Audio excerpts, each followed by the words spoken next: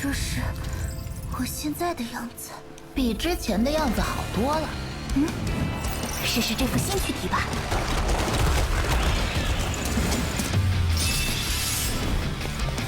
直立响应中。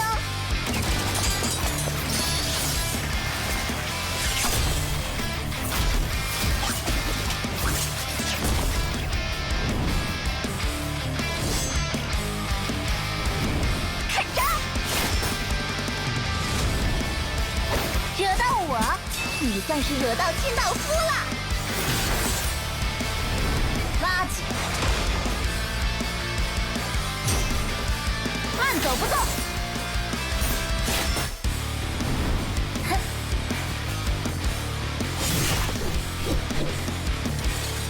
Hey guys, welcome to Girls Frontline 2. So let's see if Phaetusa can redeem all of the melee characters in this game and if they've done enough work in her kit.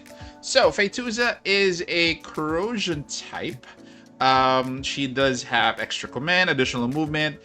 Blade Resonance consumes one stack of the effect to increase the damage multiplier of Twin Paradise, stacking up to 3 times. Cannot be dispelled. She also has Laceration when taking damage if the attacker uses a blade attack.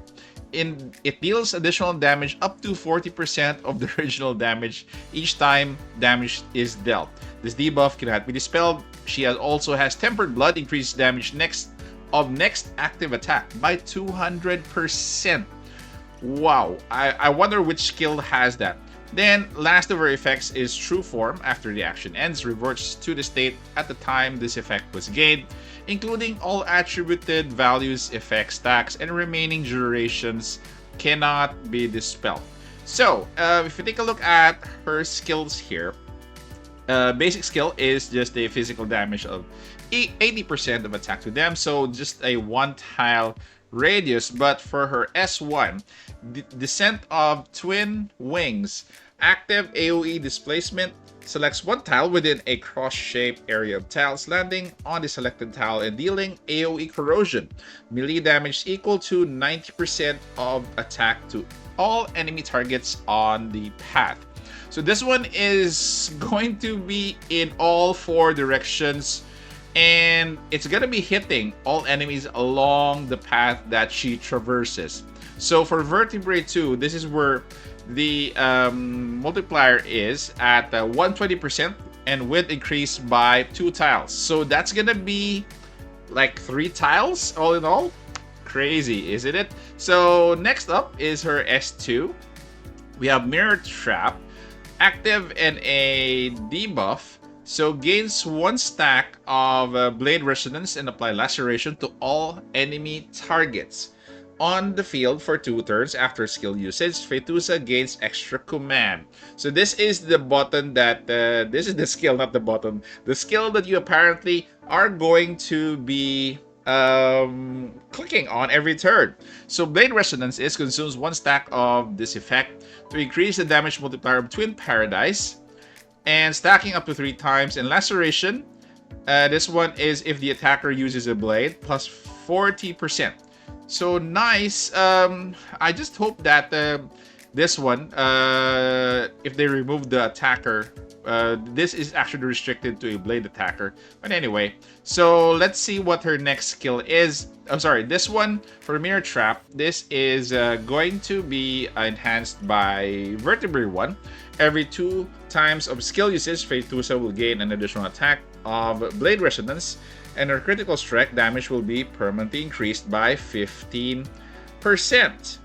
And this is at Vertebrae 6. So after using the skill, Phaetusa will gain new buff, Tempered Blood. So Tempered Blood apparently is in her V6. Curious. But then it's gonna be a big damage though, at 200%. So it's a question wherein would you want to invest in it or not? Probably, but it's locked at V6. Then we have Twin Paradise, ultimate AoE in melee. Deal AoE corrosion, melee damage equal to a 90% attack power to all enemies within 5 tile radius. Consumes all stacks of Blade Resonance for each stack consumed. Increases damage multiplier of the skill by 10% and doubles the total damage dealt. Okay, and this is the area of the ultimate. This is upgradable through Vertebrae 4, increased damage multiplier by 120, and bonus damage per stack of Blade Resonance consumed is increased to 20. Then Companionship. This is the passive, active and support. Gains 1 point of Confectance Index each time melee damage is dealt. Up to 3 triggers per turn when an enemy within range takes damage from an allied AoE attack, which is of course for your corrosion, performs a support action to the target, dealing 1 point of stability damage in AoE melee corrosion damage equal to 90% attack up to 3 targets per turn. Which is interesting. After activation, the skill Mirror Trap activates. Companionship becomes available upon activation, gains the effects of True Form and Extra Command, can be used once per battle. This is an interesting passive. This can, this is kind of useful. This is more of a utility for her. And this can be upgraded for her Vertebrae 3.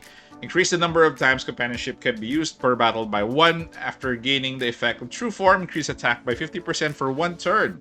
And Vertebrae 5, increase the support action damage multiplier to 120 during the current turn. Each support action performed increases movement range by 1 tile. So that is it. Her kit is packed, but I see more questions than answers right now, depending on how you're gonna be using this, and it might be situational that you use her. So again, I'm a bit curious to see her kit and to see when how players in CN are going to be using her. I'm really curious on how she is going to be played, because we haven't had a good melee unit in quite a while. So for her fixed key, so first one is upon first reaching the maximum stacks of Blade Resonance, increase critical rate by 20. Okay, at the start of the turn, applies Laceration to all enemies on the field for 1 turn. Can trigger once every 2 turns. This is actually nice. If the active attack hits only 1 enemy, damage dealt to it increases by 15. So I assume that this is going to be for a boss, for boss stages. For each stack of Blade Resonance consumed, restores HP equal to 10% of attack and 1 point of stability. At 5, before performing a support action, dispels 1 buff from the target. This is also for a boss. This could be used. And at 6, after activation, the skill Mirror Trap gains additional movement of 6 tiles. So for her integrated dual core, which is actually a new one. So this is the pluses: attack, HP, and crit damage, all plus 3%. And her common key, Void Genesis, crit is a plus 5%. If Confectance Index equals 0 during the current round, damage dealt is increased by 10. Okay, so let's take a look at the recommended ones. So right now, the first recommended is 3. So this one, as I've said, this is going to be for bosses. If it's only 1 target. Then this one is good, which I pointed out. Then this one is the first one. Yes, so all 3 are actually very good. This one is optional, again, depending if you're going after a boss. So you could actually swap this in. Also, for her weapons, I think if we have a few weapons that we have, I would bet that the SR version or the purple version is actually good, because AoE damage is increased by 5 if corrosion. AoE damage is dealt. AoE damage cost is increased by additional 5%. Ultimate skill corrosion damage is increased by 10% with 1 copy. So this is actually good. I'd rather use this because this is going to help her with her kit. Then for her signature weapon, Law of Causality, the AoE damage is increased by 5 if the corrosion AoE damage is dealt. The AoE damage cost is increased by additional 5%. Increased corrosion damage by this one starts at 15 instead of 10. Critical damage is increased by 15%. So kind of a good variant over the SR. Actually, it's a nice look for a blade. Purple. Reminds me of Psylocke. Anyway, for her suggested path, it's VR, R1, so 1 copy, then weapon, then V3, then V6. Again, really depends on if you're gonna be using her that much and how much of a damage is she going to be dealing. Considering that corrosion, you do have Lind for AoE. I think Kluka and Lind could be your pillars. So far, for corrosion team, I correct me if I'm wrong, they still don't have a healer. So they might need a healer first, to be honest with you. But you know, who knows down the line. But right now, it's actually Phaetusa. Let's see how her kit is actually going to be played on CN when she comes out. Right now, I'm on the fence really if she's good or not, depending on the true application of her kit. That is it, guys. Thank you very much. Comment down in the comment section what do you think. Take care, stay safe. This is the Warden, and I'm out of here.